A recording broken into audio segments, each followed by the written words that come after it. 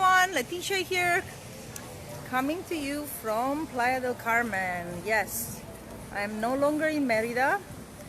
That didn't work out very well for a couple of reasons.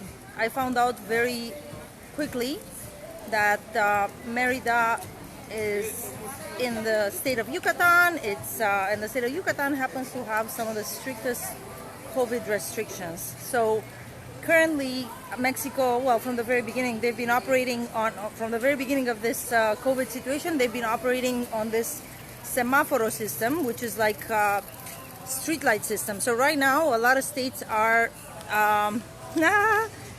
my friend Sam wants to, I don't know how that works. Okay. Yeah, so they have this street light system. So some of the states are, some of the states were originally in red and some are still in orange. I don't know if there are still some states that are in red, which means like, hey, Samantha, hey, everyone. Well, I don't know how that works, girl. We'll have to try that some other time, sharing the screen. Anyway, so yeah, that did not work out very well.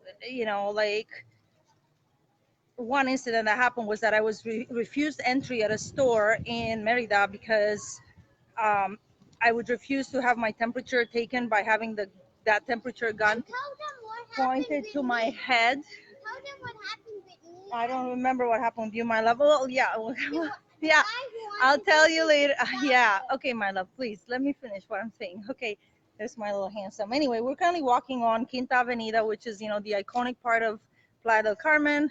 Some of you may have come here as tourists. It's a beautiful place. Now, I'm planning on staying here longer term. But anyway, the reason we had to leave from Merida again. So I was declined service at this athletic store where I was finally hoping to get my running shoes. No, that didn't happen because estamos bien, gracias.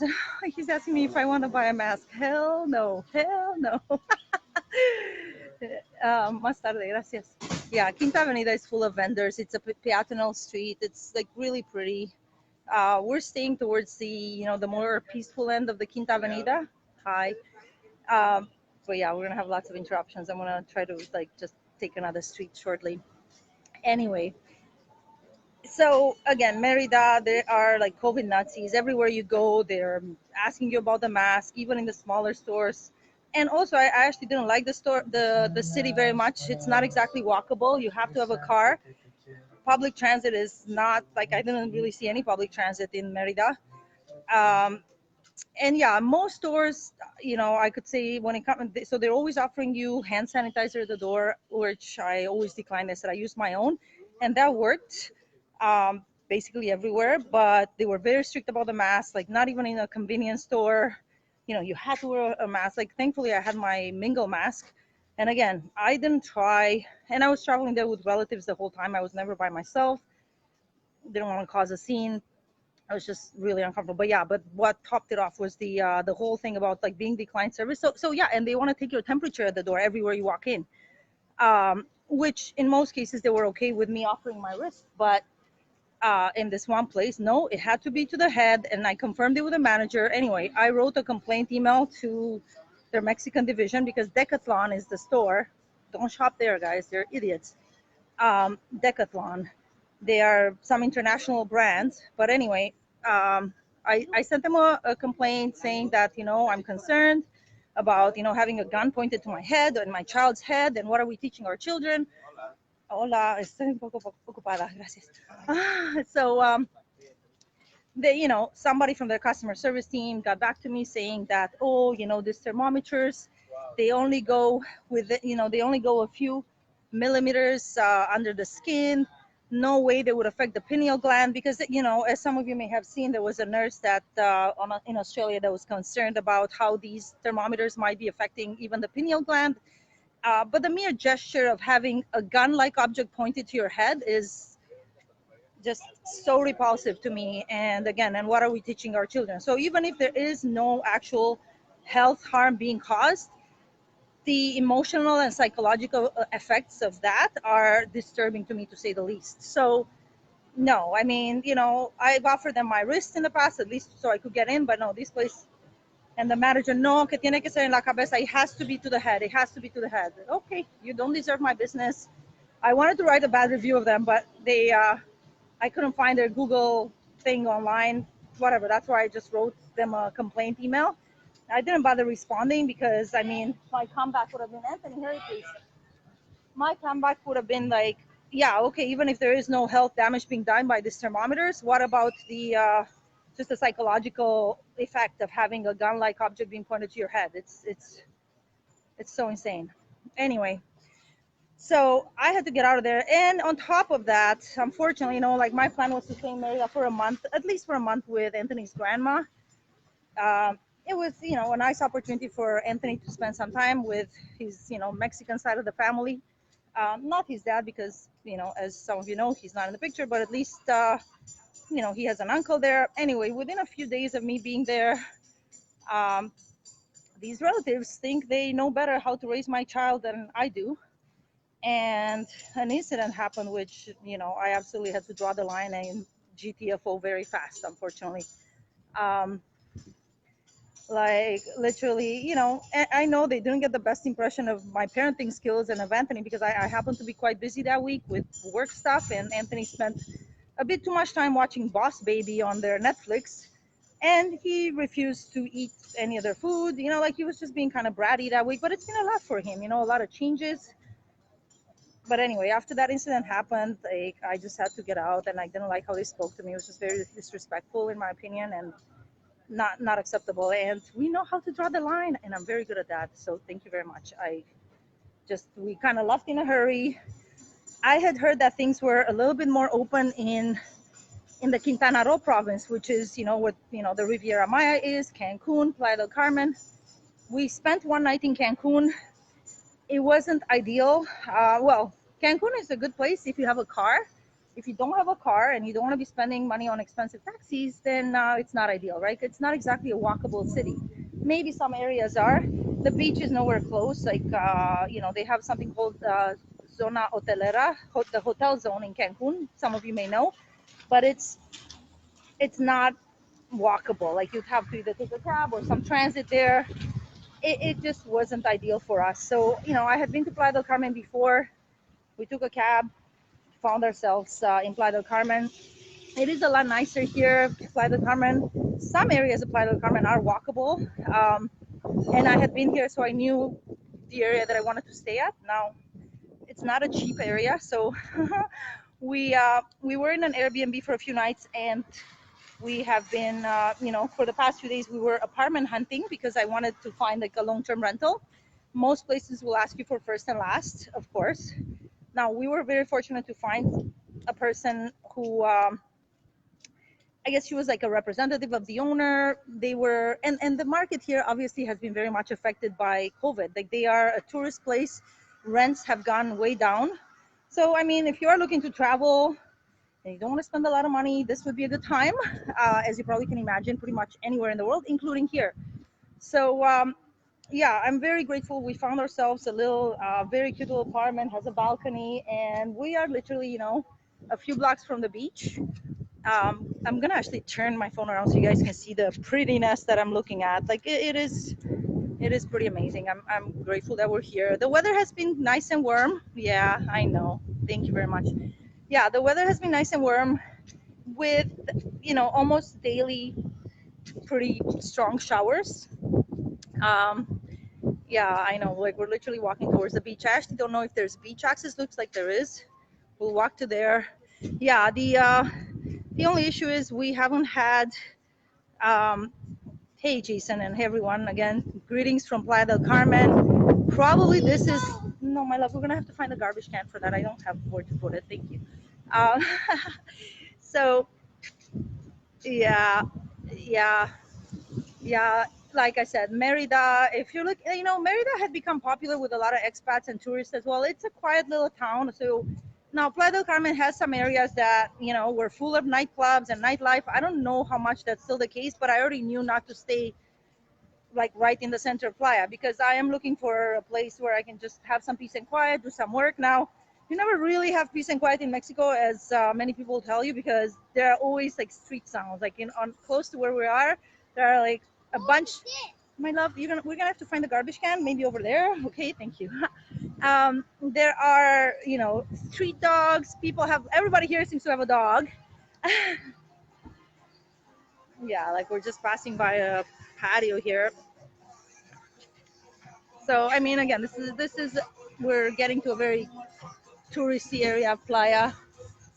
Um, Now the good news in Playa, like to go to the grocery stores, not necessarily. Mhm.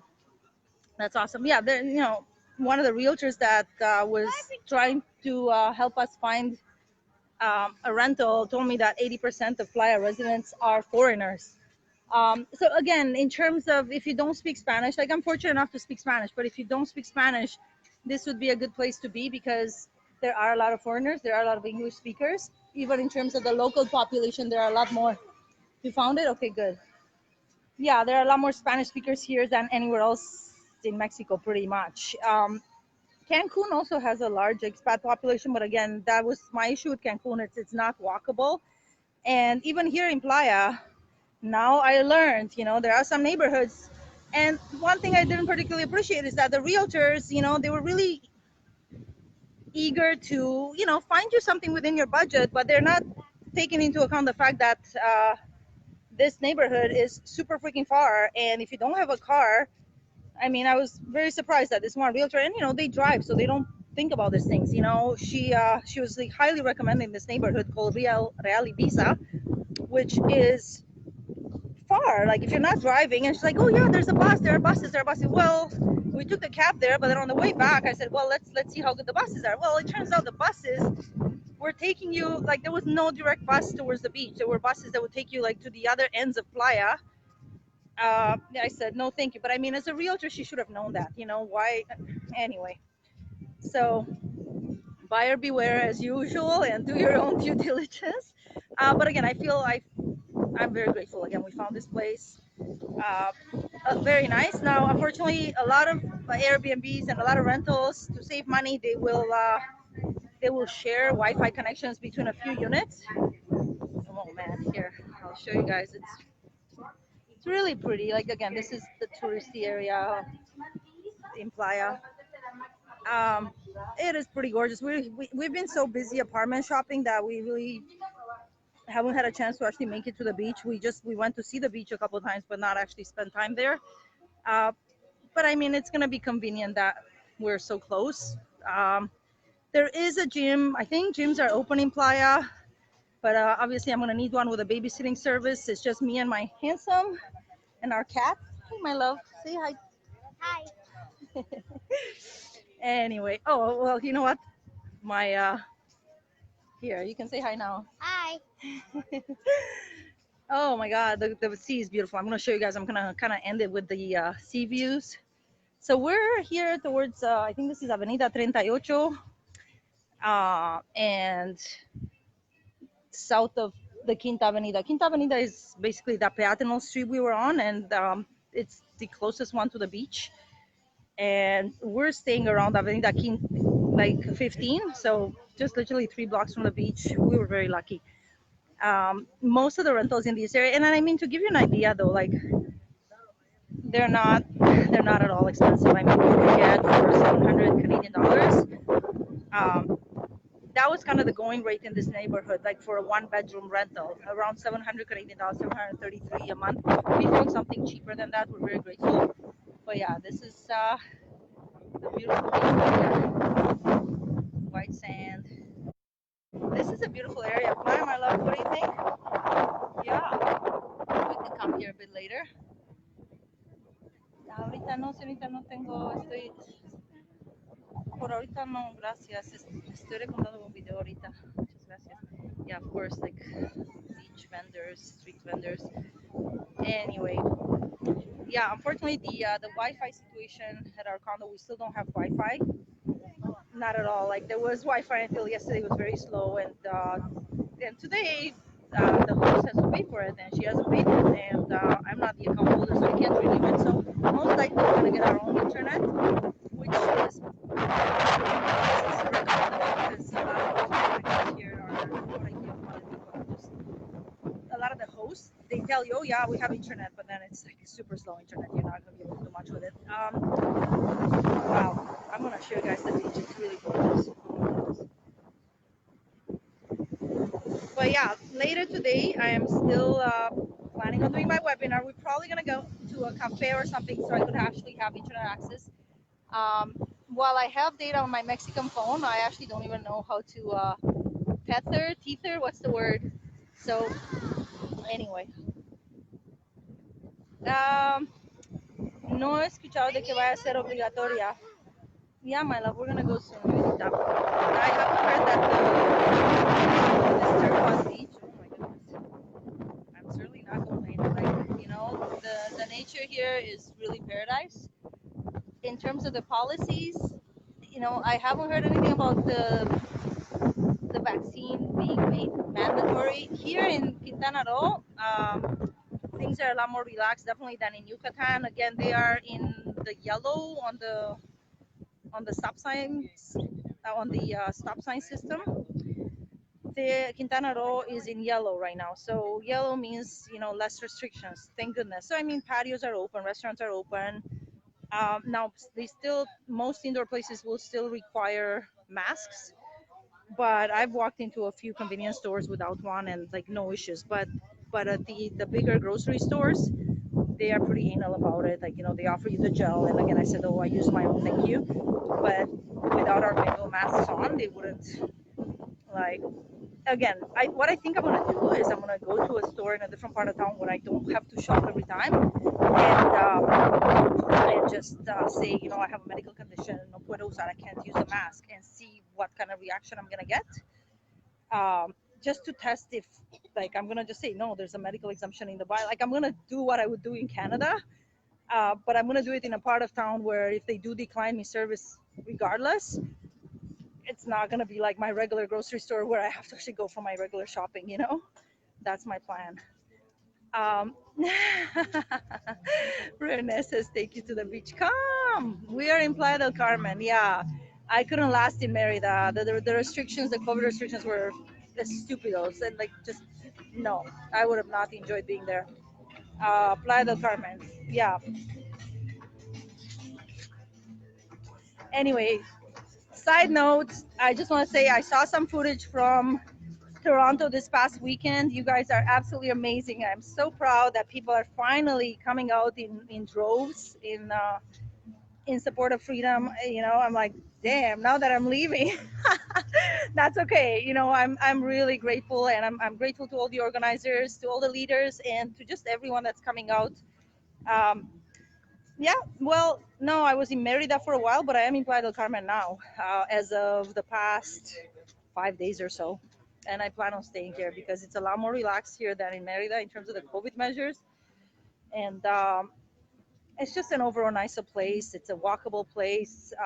We're, a few minutes walk away from two grocery stores. The only thing about being a touristic town, if you're going out to eat, you're going to be paying Canadian equivalent or even more expensive prices, unless you're going to be eating in like one of the local areas, which are further away, not in the center. But because we're staying kind of on the outskirts of the touristic area, eating out, yeah, no, I'm not gonna blow the budget eating out. So yeah, I'm gonna learn to cook. It's fine. I already learned how to make quesadillas and tacos and all that. And Anthony loves them, so that's fine. Thank goodness. And yeah, it'll be. I can handle it. I can handle a lot of things. I'm not scared. Ha ha ha. Anyway, anyway, blessings to all of you. I'm gonna see some of you today on my webinar, God willing, if I can get to a Wi-Fi connection. No, I haven't seen any protests in Mexico, nor have I heard of any, unfortunately.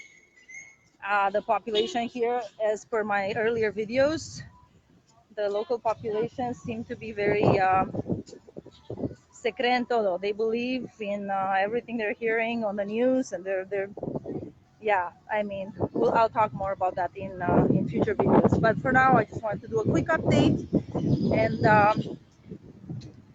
and I'll be in touch some more in the coming days. Okay, much love to all of you, and well, yeah, Cancun is about a 40-minute drive from Playa del Carmen. Playa del Carmen is about 40 minutes south of Cancun. But again, we took a taxi, a big taxi, because we had like 4 suitcases of stuff, clothes, and all that. So, um, and Belize is, I don't know how far of a drive, but I'd rather be in Mexico. There's a lot more places I can go to here. If I don't like a city in Mexico, hopefully I can go somewhere else. Like Belize is a lot of a smaller country, but it is an English speaking country. But again, even if you don't speak Spanish, Playa del Carmen, English is spoken widely here. Lots of expats. Like I said, according to this realtor, 80% of the population.